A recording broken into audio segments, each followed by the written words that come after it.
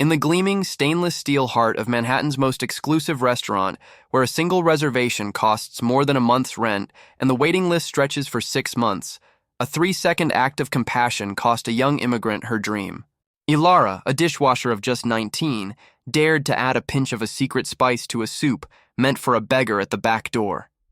When the head chef caught her, she whispered 6 words that would seal her fate in that kitchen. "Food is meant to heal, chef." Seconds later, the celebrity chef appeared, throwing the pot across the room, the sound of crashing metal echoing like a gunshot. He humiliated the girl in front of the elite staff, screaming until his veins bulged, and fired her for contaminating his art. And what no one in that high-pressure kitchen imagined was that the beggar at the door was not who she seemed, and that violent firing would be the first ingredient in a recipe that would change the culinary world of New York and Ilara's life forever. Before we continue, if you like stories of overcoming odds and justice, subscribe to our channel. We bring to life memories and voices that never had space, but carry the wisdom of a lifetime. I will tell you this story from the beginning, with the details that make it unique. It was a brutal Friday night in New York City, the kind of winter night where the air itself feels like broken glass. Outside, a historic blizzard was burying the streets in white, the wind howling like a wounded animal between the skyscrapers of Fifth Avenue. The city lights were blurred by the driving snow, turning the metropolis into a ghostly, frozen landscape. But inside L'Argent, a 3-Michelin-star temple of gastronomy, the temperature was boiling. The kitchen was a war zone of shouting, clattering pans, and sizzling fat. L'Argent wasn't just a restaurant, it was a theater of excess. The walls were adorned with original art, the cutlery was heavy silver, and the guests were titans of industry, celebrities, and royalty. They came for the prestige, but mostly, they came for the creations of Chef Julian Sterling. Deep in the dish pit, the lowest circle of this culinary hell, Ilara scrubbed plates until her fingers were raw and pink. Surrounded by mountains of dirty porcelain, towers of greasy pans, and clouds of suffocating steam, she was invisible. At 19, with her dark hair tucked under a cheap, itchy hairnet and wearing a soaked rubber apron that smelled of stale detergent and bleach, she was treated as nothing more than a piece of machinery. The sous chefs would throw hot pans into her sink without a warning, splashing scalding water onto her arms.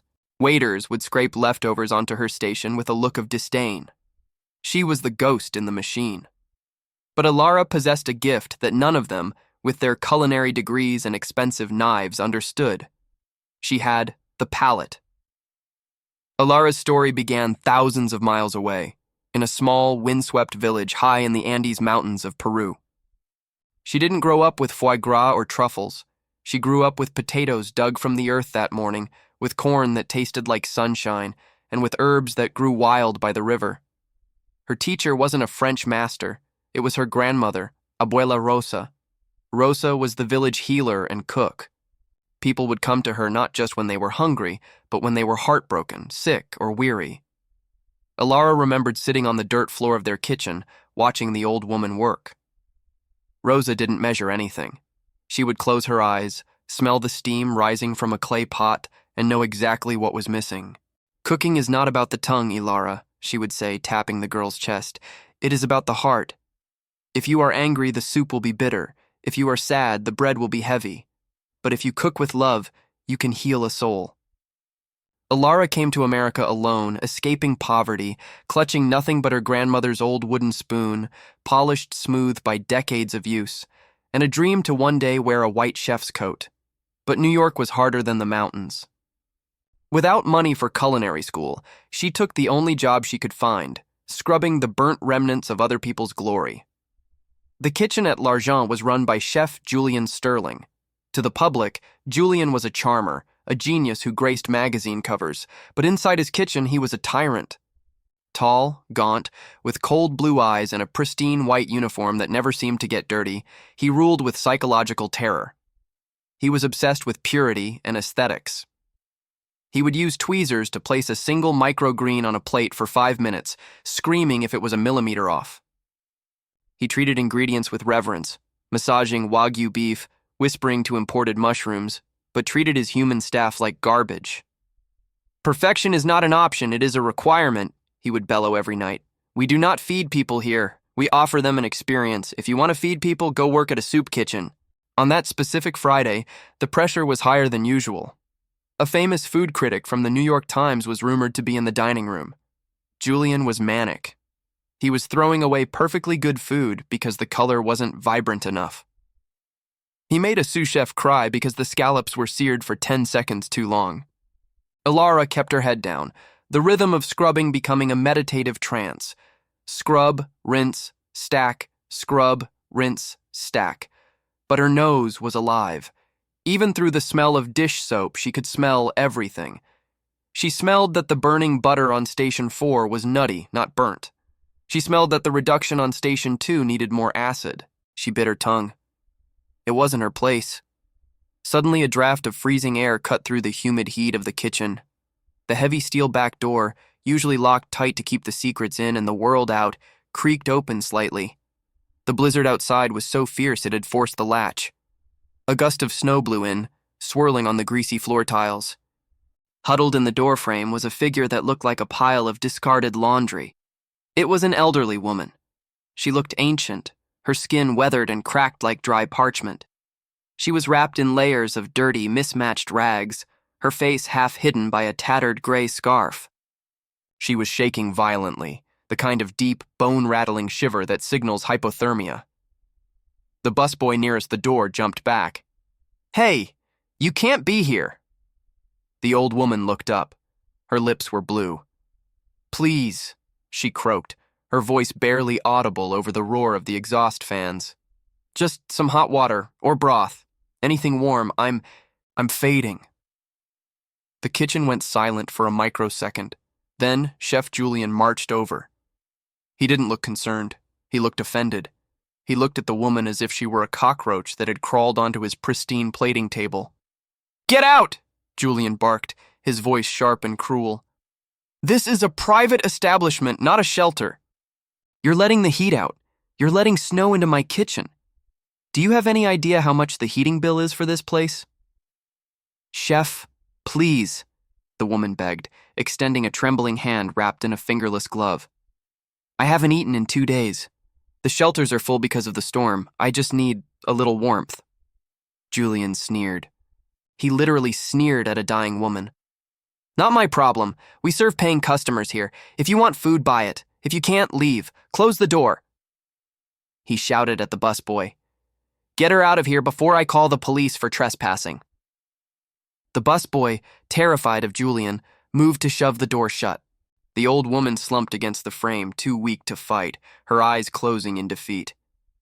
Ilara watched this from the dish pit, and something inside her snapped. It wasn't a violent snap, it was the breaking of a dam. She looked at the mountains of food being scraped into the trash cans, half-eaten steaks, lobster shells, truffle risottos that weren't perfect. The waste was staggering, and here was a human being freezing to death feet away. She remembered her Abuela Rosa. She remembered the nights when the harvest failed, and they had nothing but onion skins and water, yet Rosa would still find a way to make it taste like hope. "Ilara," her voice echoed in the girl's memory. "The value of the cook is not in the ingredients they use, but in the hunger they feed. To deny food is to deny life." Ilara couldn't stand it. She waited until Chef Julian turned his back to scream at the line cooks about the texture of a foam. Quietly, moving with the stealth of someone who has spent a lifetime trying not to be noticed, she slipped away from her station. She went to the back prep area, where a massive stock pot simmered on a low burner. It was the discard stock: bones, carrot tops, onion skins, celery ends, simmering down to be used as a base or thrown out. It was flavorless, watery slop, intended for the garbage. Ilara grabbed a small ceramic bowl. She ladled the hot, brownish liquid. She tasted a drop from her finger. Bland. Dead. It tasted like dishwater. She couldn't serve this. It would be an insult to the woman's dignity. In a blur of motion, Ilara reached into the deep pocket of her apron. She always carried it with her. A small, worn leather pouch containing her grandmother's secret spice blend. It was her connection to home. Dried aji amarillo, yellow chili for warmth, huacate, black mint for depth, and a pinch of cumin and mountain salt. She sprinkled the vibrant orange and green dust into the bowl. She grabbed a half-squeezed lemon from the trash pile and added a drop of acid to brighten the fat. She found a discarded sprig of cilantro and tore it in. She stirred it quickly with a spoon. The transformation was alchemical. The heat of the broth unlocked the oils in the spices. The aroma changed instantly. It transformed from dirty water into a fragrant golden elixir that smelled of earth, of sun, of history. It smelled like a hug from a mother. Alara rushed to the back door, hiding the bowl under her apron to shield it from Julian's view. The busboy had hesitated to close the door fully, leaving a crack. Alara pushed it open. The wind bit her wet arms like piranhas, but she didn't feel it. The old woman was curled up in the snow, a small mound of misery. "Ma'am," Alara whispered, kneeling in the drift, ignoring the cold soaking through her pants. "Ma'am, wake up!" The woman stirred. "Drink this, quickly, it's hot." The old woman looked up. Her eyes, though framed by wrinkles and exhaustion, were strikingly sharp, a piercing emerald green that seemed to hold a strange light. She saw the steam rising from the bowl. She took it with trembling hands, the ceramic warming her frozen palms instantly. She brought it to her lips and took a sip. Then she stopped. Her eyes widened. She took another sip, deeper this time. She closed her eyes and her shoulders dropped. The tension of survival left her body for a moment. A single tear rolled down her frozen cheek, cutting a clean path through the grime. "This," the woman whispered, her voice stronger, less raspy. "This tastes like the mountains. It tastes like memories. It has soul. Who made this?" "It's just scraps, ma'am. With a little help from my grandmother's spices," Alara smiled kindly, brushing snow off the woman's shoulder. "Please finish it. It will warm your bones. I wish I could give you more." "What is that smell?" The roar came from inside the kitchen. It was primal. Chef Julian was standing by the pass, his head tilted back, sniffing the air like a bloodhound tracking a scent. The aroma of Alara's Peruvian spices, earthy, spicy, complex, had drifted back into the sterile French-scented kitchen, cutting through the smell of butter and wine like a jagged knife. Julian stormed toward the back. He saw the open door. He saw Alara kneeling in the snow. He saw the empty bowl in the old woman's hands. He didn't just get angry. He went nuclear. He marched out into the snow, his expensive non-slip clogs crunching on the ice. He grabbed the bowl from the old woman's hands, startling her, and sniffed it. His face turned a deep, violent shade of purple. "You," he hissed, turning his venom on Alara. "You stole from me? You stole my stock? And you contaminated my kitchen with this. This peasant stench?" Alara stood up, her knees shaking, but her chin raised. "It was garbage stock, chef. It was going down the drain, and she was freezing. She needed it." "It's the principle!" Julian screamed, saliva flying from his mouth. He kicked the bowl into the alley, shattering it against the brick wall. The old woman flinched. "You do not decide what leaves this kitchen. You are a dishwasher. You are nobody. You are dirt. You don't cook in my kitchen. You don't even breathe in my kitchen unless I tell you to." "Food is meant to heal, chef," Alara whispered, the words coming out before she could stop them. "Not just to impress." The silence that followed was terrifying. The entire kitchen staff had stopped to watch. The line cooks, the sous chefs, the waiters. They watched Julian process the insubordination. "Heal?" Julian let out a cruel, manic laugh. "Food is art, you stupid girl. It is precision. It is dominance. And you have just ruined the olfactory palate of my station." He pointed a shaking finger at the street, his eyes bulging. "You're fired. Get your things and get out. Now. Do not step back inside. And take this trash with you." He gestured dismissively to the old woman. "If I see either of you in 5 minutes, I'm calling the cops." Alara felt the tears hot behind her eyes, but she refused to let them fall. She wouldn't give him the satisfaction. She took off her rubber apron and threw it on the snow. "You're wrong, chef," Alara said softly, her voice carrying over the wind. "You cook for ego. I cook for people. That's why your food has no soul. That's why you're empty. Julian looked like he was about to strike her. Out! He screamed, his voice cracking. Alara turned to the old woman. Come on, ma'am, let's get you out of here. She helped the stranger to her feet. The old woman looked at Julian one last time, a long, unreadable look with those piercing green eyes, before turning away. Alara walked into the blizzard, supporting the woman's weight. They walked 3 blocks against the wind until they found a 24-hour diner with neon lights flickering in the storm. Alara used her last $20, money meant for her subway pass, to buy the woman a full meal: eggs, toast, coffee, and pie. She sat with her, making sure she ate. The woman was quiet, observing Alara with an intensity that was unsettling. You have a good heart, child, the woman said after finishing the coffee. And a rare talent. That soup, it was better than anything on Julian's menu. Alara smiled sadly.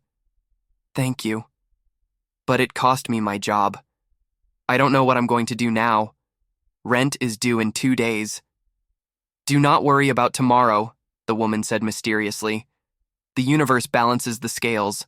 Go home. Rest. Alara made sure the diner staff would let the woman stay until the storm passed, then she headed to the subway. The ride to Queens took an hour. Her apartment was a closet-sized room she shared with 2 other girls. That night, she cried into her pillow, muffling the sound so she wouldn't wake her roommates. She felt foolish. She had thrown away her livelihood for a stranger. But deep down, she knew she would do it again. 3 days later, Alara was sitting on her bed, her eyes swollen, looking at help-wanted ads on her cracked phone screen. Most were for cleaning services or factories. Her culinary dream felt like a hallucination. There was a firm knock on the door. Alara frowned.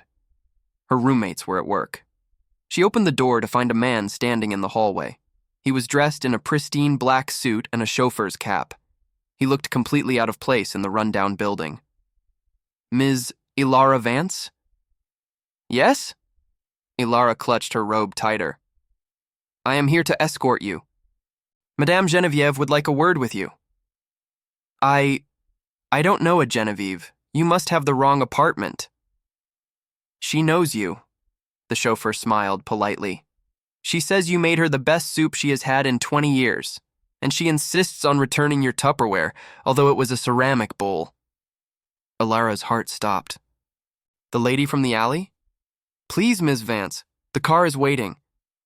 Confused and terrified, Alara quickly dressed in her best clothes, a simple sweater and jeans, and followed him. Parked outside was a Rolls-Royce Phantom. The neighbors were staring from their windows. The car drove her back into Manhattan, gliding over the slush, but they didn't go to a diner. They stopped in front of a majestic limestone building on the Upper East Side, the Empire Culinary Institute. It was the headquarters of the most prestigious gastronomic society in the city, a place where legends were made. The chauffeur led her through the grand lobby, past portraits of famous chefs, into a private elevator. They went up to the penthouse. The doors opened into a library that smelled of old leather and expensive tobacco. A fire crackled in a massive stone hearth, and there, sitting in a velvet armchair, holding a crystal glass of water, was the beggar woman. But the rags were gone. She wore a silk robe embroidered with gold thread. Her hair, washed and styled, was silver and elegant. On her finger sat an emerald ring the size of a quail egg. "Welcome, my dear," the woman said. Her voice was no longer croaking. It was clear, authoritative, and cultured. "You!" Alara gasped, stepping forward. You're her!" "I am Genevieve L'Argent," the woman smiled, gesturing to a chair. "I founded the restaurant you worked at 40 years ago. I own the building, the brand, and a significant portion of the culinary real estate in this city." Alara's jaw dropped. Genevieve L'Argent was a myth. She was the queen of palate, the woman who had put New York dining on the map in the 70s. Everyone thought she was a recluse living in France. But why? Why were you dressed like that? Why were you at the back door? Genevieve sighed, looking into the flames. "Because, my dear, a restaurant is like a living organism. It can get sick. I kept hearing rumors that Julian had lost his way, that he had become arrogant, that the food lacked heart. Critics praised him, but my old friends told me the joy was gone. I wanted to see the truth, not the truth they show the owner in the front of the house with champagne and smiles. I wanted to see the truth of the back door. She turned those piercing green eyes on Alara. I test my chefs every decade. I pose as the needy. Most just ignore me. Julian. Julian was cruel. He failed the test of humanity. But you passed. Genevieve leaned forward. You took garbage water and turned it into gold. I tasted the lemon, the sea salt, and that herb. Huacate, isn't it? From the Andes? And the Aji Amarillo? Alara nodded, tears welling up. Yes, madame. It's my grandmother's blend. That represents absolute mastery of flavor profiles, Genevieve said fiercely. To balance acid, heat, and fat in 30 seconds under pressure with scraps? That is not cooking, Alara. That is wizardry. You have the gift, and more importantly, you have the heart. A chef without a heart is just a chemist. Genevieve handed Alara a heavy cream-colored envelope. What is this? I am firing Julian Sterling today. He is banned from my properties. L'Argent needs a new head chef, someone who understands that food is healing. That contract appoints you as the new executive chef with a full scholarship to finish your technical training here at the Institute under my personal supervision. Alara felt the room spin. But madame, I'm 19. I'm a dishwasher. The staff, the sous chefs. They are men with decades of experience. No one will respect me. They will respect the taste, Genevieve said firmly. And they will respect me. I will be there. I will mentor you. We will rewrite the menu together. You will be the youngest executive chef in New York history. Are you ready to cook with your soul, Alara? Alara looked at the contract. She thought of her Abuela Rosa in the mountains. She thought of Julian laughing at her. She wiped her tears, stood up straighter, and nodded. Yes, chef. The return to the restaurant the next day was a scene that would be whispered about in kitchens for decades. It was 4:00 p.m., prep time. The kitchen was buzzing. Julian was there, yelling at a fishmonger on the phone. The back door opened. But this time, it wasn't a beggar. Genevieve L'Argent walked in, dressed in a Chanel suit, tapping her cane on the floor. Beside her walked Alara.